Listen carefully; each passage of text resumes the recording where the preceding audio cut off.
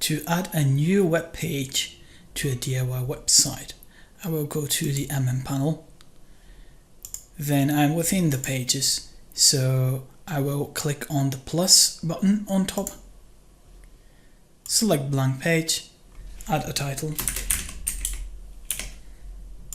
create. And my new web page is being created, where the title is on top, and I can format it.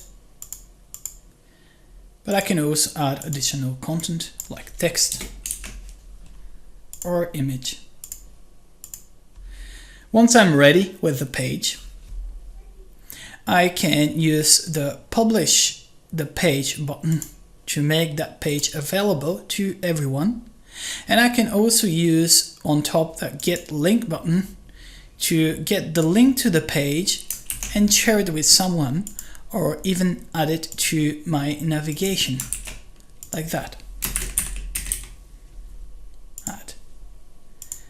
Because I added it now, I have to publish again to make that new change available. And my new page is already being published and available to everyone.